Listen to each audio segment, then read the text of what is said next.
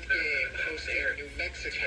Yeah, but they're going to lose to New Mexico. No, I don't. Tickets are available for $10. Well, there you go. $10? Yes. Friday night, have you ever attempted to drive from Los Angeles to Pasadena on a Friday at 5 o'clock? Hey, buddy, I tried to do it like twice in the last 3 years in the middle of a Sunday afternoon and didn't even get to studio in time. And I was 5 miles away. And in fact, I planned, I left an hour early. So You do that a lot, too. No offense, but I've never in my life showed up late for a show. And you do it regularly all the time. Oh, I'll be 10 minutes late, a half hour late, and an hour late. Hey, what can you do? yeah, I don't know.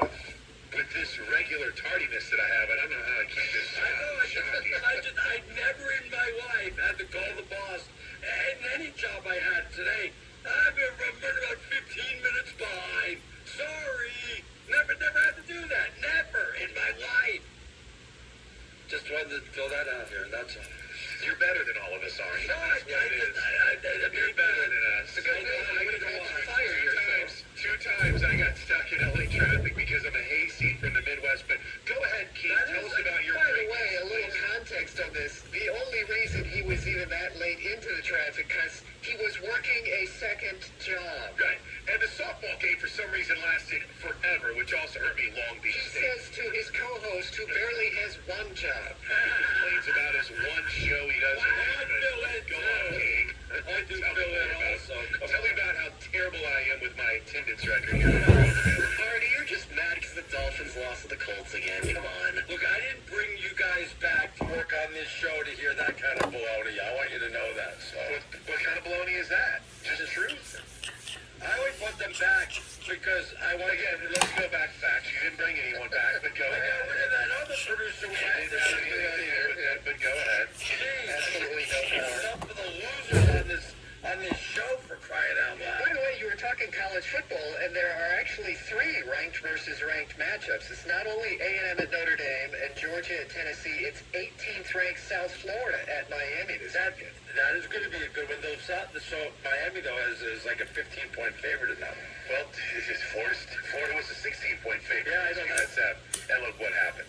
That was a fun game. I caught the last quarter of that one. That was a good one to watch. So I kind of like this coach from South Florida. He's worth keeping an eye on. He might be the next head coach. Not Wolves.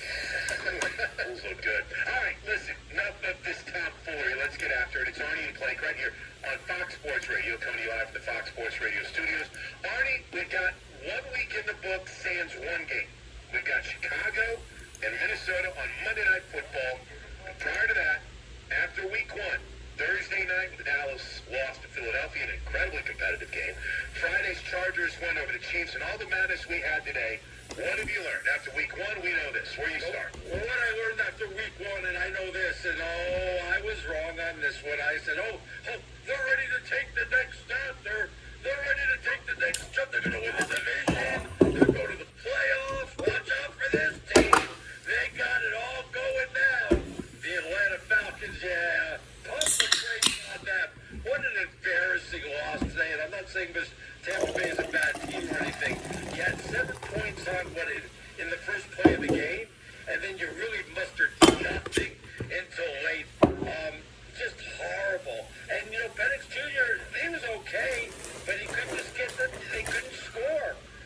They had 20 overall, but like I said, 7 came early. It's TN. What's up? Just going to explode. What's up? This game that they were going to be a team It's to be reckoned with. NFL Week 1 Falcons this year. pre-roll post-game show. I know this. Am I satisfied with all the scores? Yeah. New York almost went winless, but they pulled out 1 win.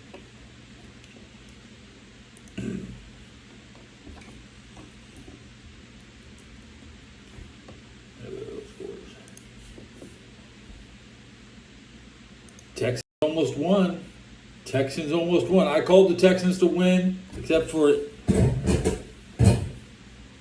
a forced fumble. It was close. Scary close. I called the Jags to win.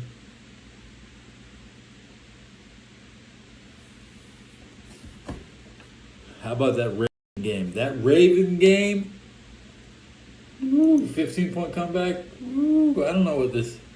You want me to read what's inside? Is it Delta 9?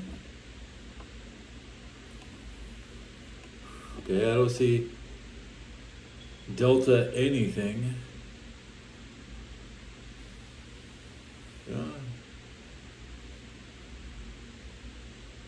It's just starting to hit me.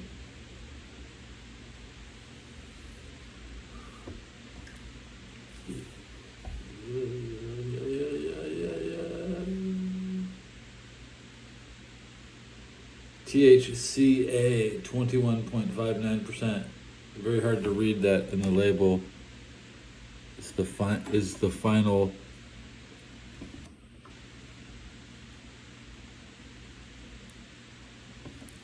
Can't read it.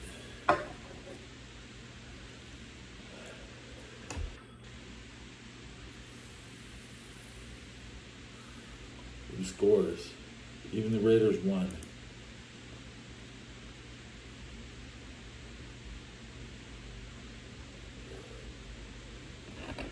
Brock Purdy, 2 interceptions.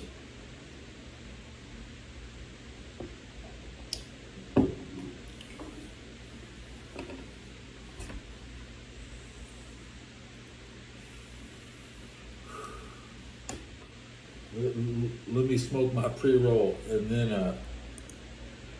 I'll crash out. I'm gonna crash out after I smoke.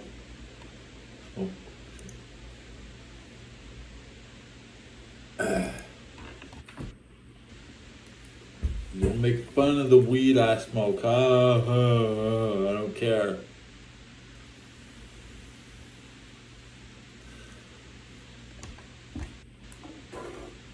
I paid $1. It cost me $1.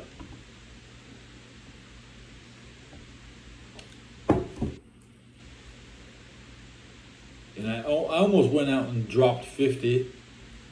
But I just decided I'll just fucking smoke this. Just for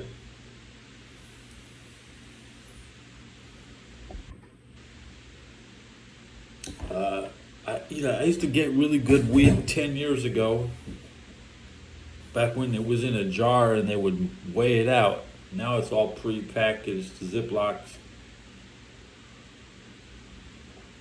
Jars. Little jars. God, I hate that. But no, I'm weed illiterate, dude. I'm not like, I haven't been in jail, I don't sit with I don't watch Breaking Bad. I don't have a chemistry tattoo. I don't know the difference between real weed and fake weed.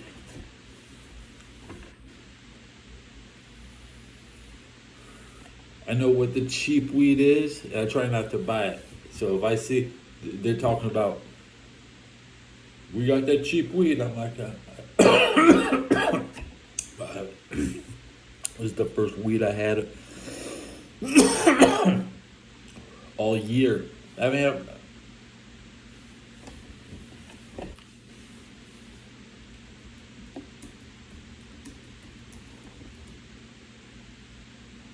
first weed all year.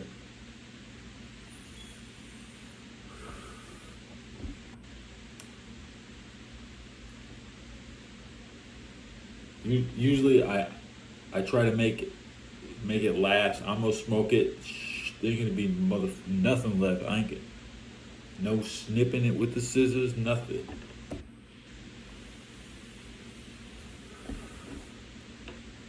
You end up in the street smoke. Like people pass these around the street outside the front of the house now and then with my Dodger fans. It takes like an hour to smoke one of these things. I'm gonna go through the whole thing like it's just a regular cigarette.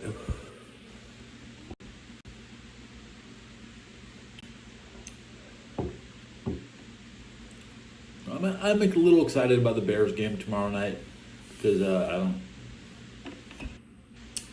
it sounds like homework. Get to learn up on two teams I probably won't watch play again all year. It'll be the only Bear game and the only Viking game most people will see. Now I'm going to load up next week's schedule. Schedule. How many winless teams are playing each other next year? That next week. That was the question I had 2 days ago. So Thursday night, Green Bay and Washington, both teams won. Okay.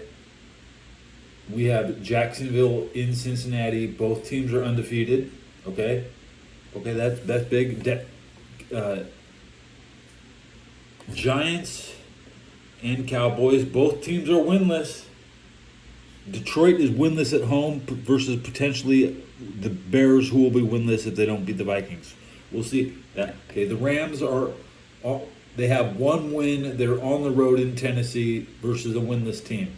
So the Patriots are playing Miami. Somebody has to win that. They're both winless.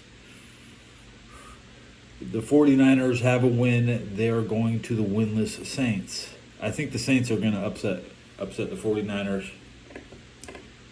Buffalo, with their win, is going into New York to play the Jets.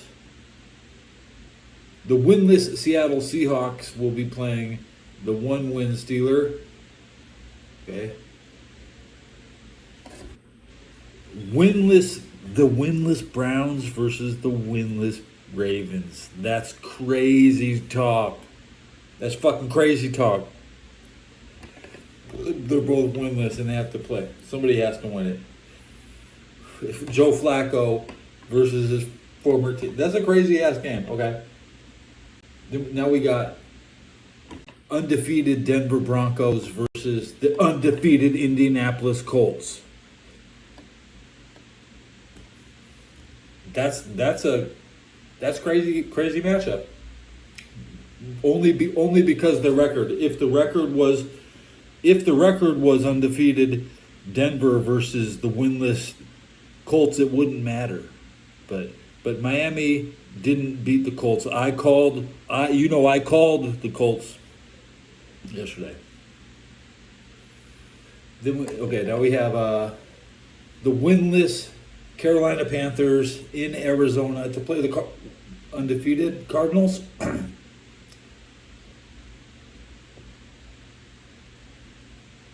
The Cardinals are going to dominate the Panthers next week, okay? And now we have the undefeated Eagles in Kansas City. They should dominate Kansas City. I think Kansas City has fatigue from being at the top for 4 or 5 years. They deserve to crash out. They probably missed the playoffs this year. So look for Kansas City to drop that game tomorrow. Then, Atlanta on the road in Minnesota next week. The winless Falcons versus the potentially winless Vikings. I'm going to call the Vikings to beat the Bears. But either way, if the Bears don't win, they'll be playing a winless team. And if the Vikings don't win, they'll both be winless. So both Bears and Vikings face winless teams next week. In the Monday night game, do I need to look at it? It's the undefeated Buccaneers in Houston. That's a pretty rare matchup.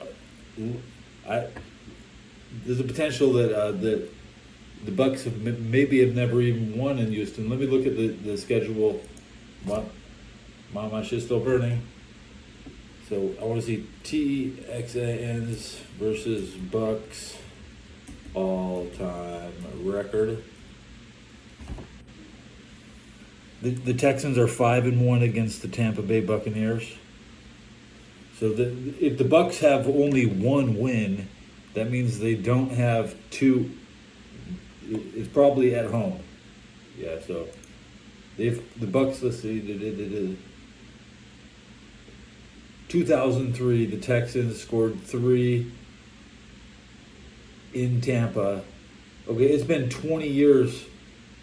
It's been 22 years since the Bucs have beat the Texans. You'd have to play Madden 2003 for that. That's when Carson Palmer was a rookie. That's so long ago.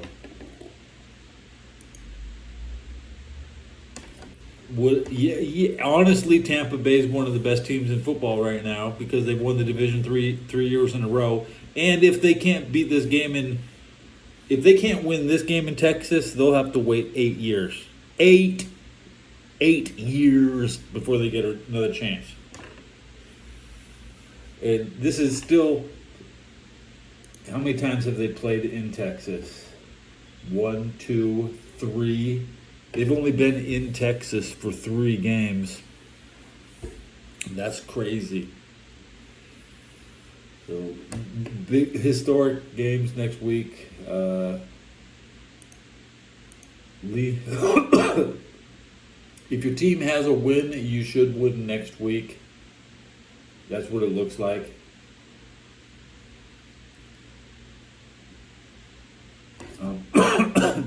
The closest game is gonna that Jags in Cincinnati.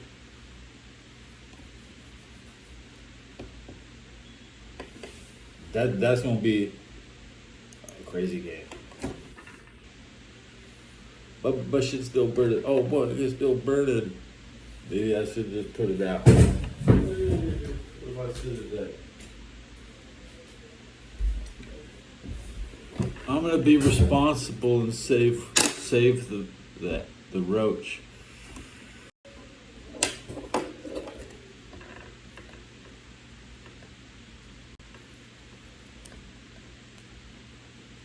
The roach on. I guess I'm fucked up. I'm so fucked up on this weed. Madden 2003 is on Game Boy, and I think Madden 2006 is the final one on GameCube. Let me see. That would be the Madden I like the most.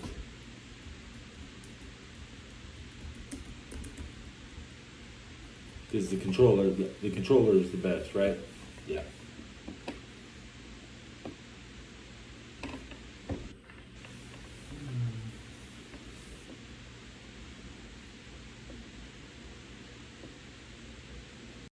Madden 08. But this is the 2025 schedule, so if you play Madden 2005, it'll have all the same. It'll have 16 of the regular opponents. You can simulate 2005 by playing Madden 2025. Yeah. Let me look at my view count in the analytics. I'll be back on the OBS streaming.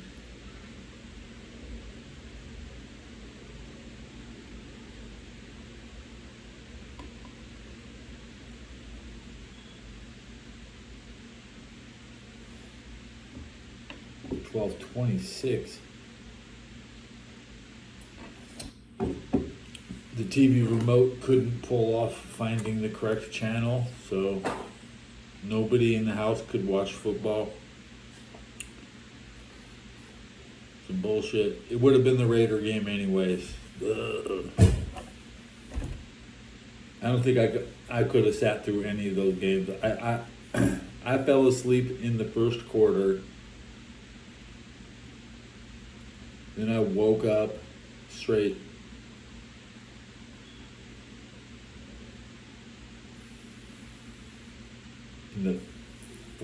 In the third quarter of the Ravens game. I mean, yeah, I woke up at like Sunday Night Football fucking already over.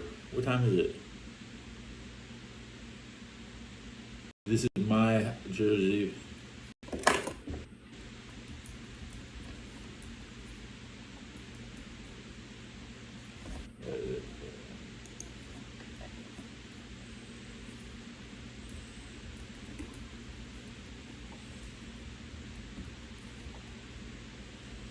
Got my name on the back. It's my jersey. Hold it up for posterity. See my name, Dulcie. So I got this for 32 years. No, this is my 93 jersey, my 1990. My coach took back the 94 jersey.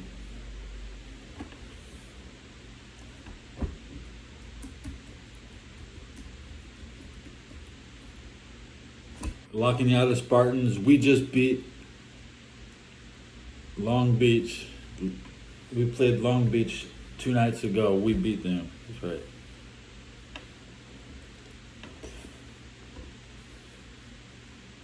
And I even watched Crenshaw play football. I'm not like I found the Long Beach high school football on YouTube. They don't post a lot though. Only a couple times. So punting wise, like the Bengals had 300 yards punting, and the 49ers did not have 100. They kept their punting under 100, which is really crazy. And Baltimore had like 150 punt return yards. Jackson had played on such a short field.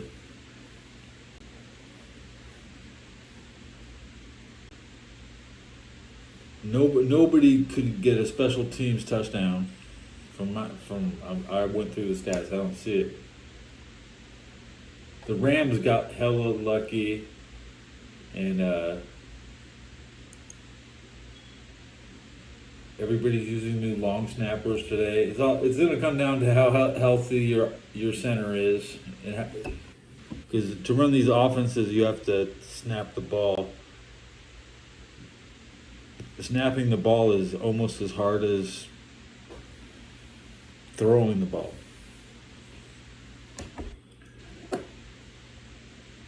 The Bengals got their ass kicked. The Bengals really got their ass kicked.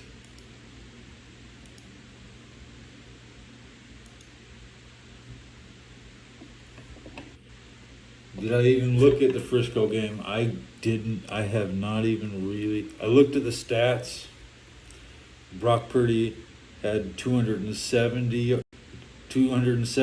270, so he's a career 266 yards per game. So Brock Purdy, as long as he has his slightly more yards than last year, okay, he threw two interceptions, and Lamar Jackson didn't even have 20 attempts. Like, Lamar Jackson is still the highest. He had the best stats of the day though, because his completion 14 out of 19 was just enough hits. 75% was the act.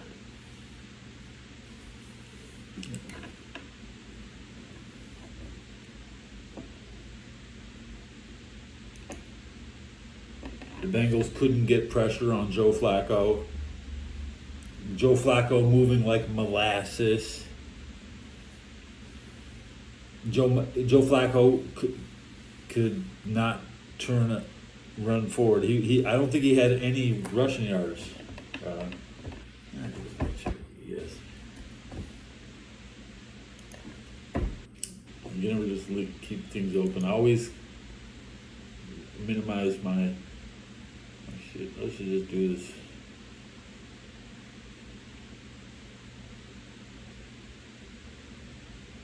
Clicking on Joe Flacco stats.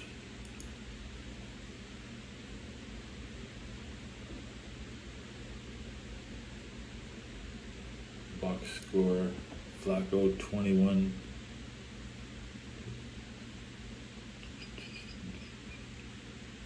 Two interceptions. Lucky Joe Burrow had 0 interceptions. Why did he only throw 23 times? The offensive line was getting their ass kicked by Myles Garrett, and the Browns were just beating it. It was an ugly game. I'm looking for Joe Flacco's rushes. Joe Flacco 2 for 6 yards. Joe Flacco with the a 4-yard run. So I didn't get to see those 2 plays. Dig goes up.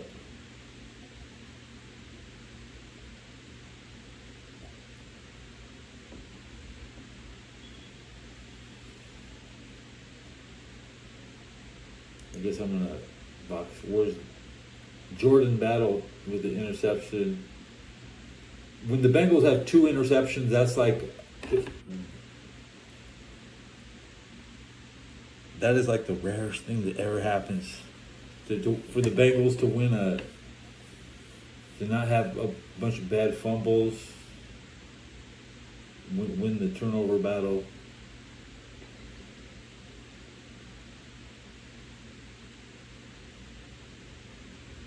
The 49ers kicker missed a bunch of points.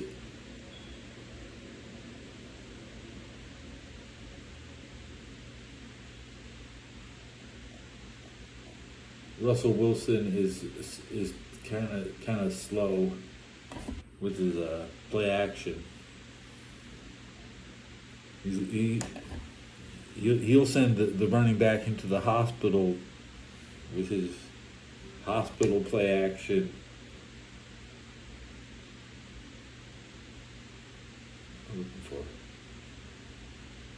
Looking for.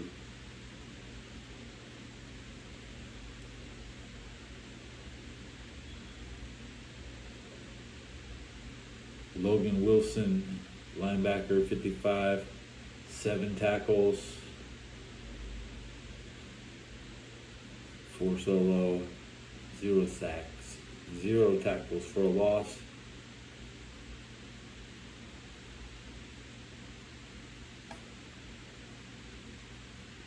Jordan Battle, number 27, is the best Bengal.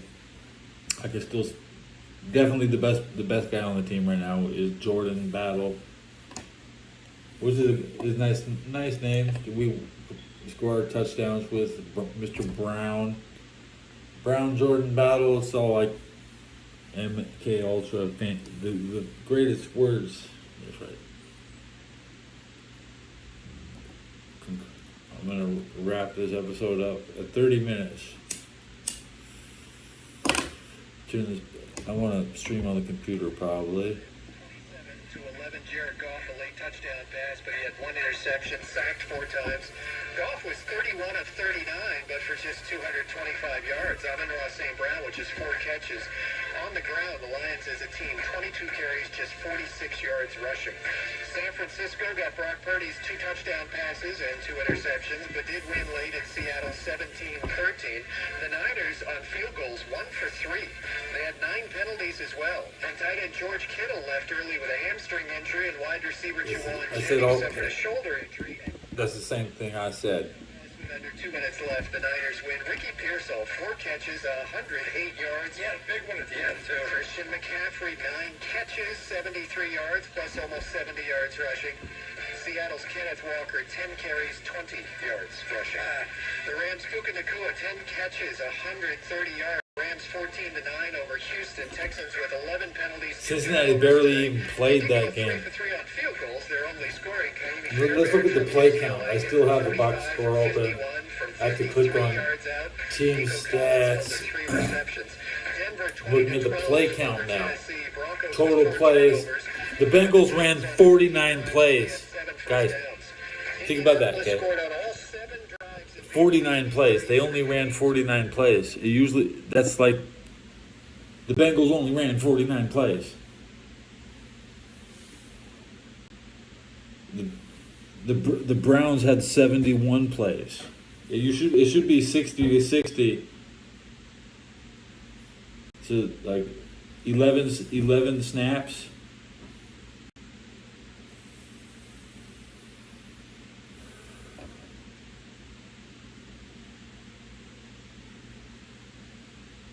Time of possession, Bengals had 24 minutes. First downs, Bengals only had 11 first downs. They did rush okay. It was not abysmal, the Bengals rushing game. But Joe Burrow is already a slow man.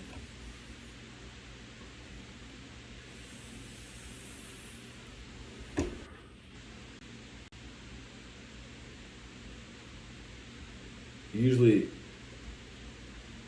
they bench Burrow out of safety concerns for Cleveland. He got through it. He's not damaged goods yet, but the offensive line.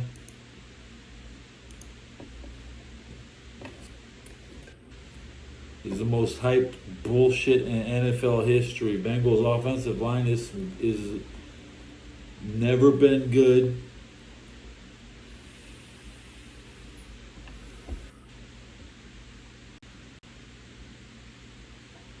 Anthony Munoz should not be in the Hall of Fame.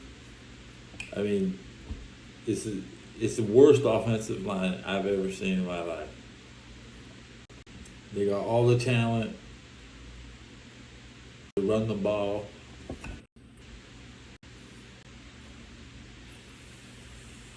And all their offensive linemen crash out.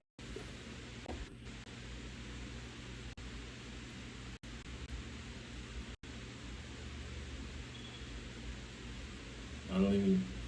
Yeah, and the Bengals are in home to play the Jags. I'm gonna have to pick the Jags.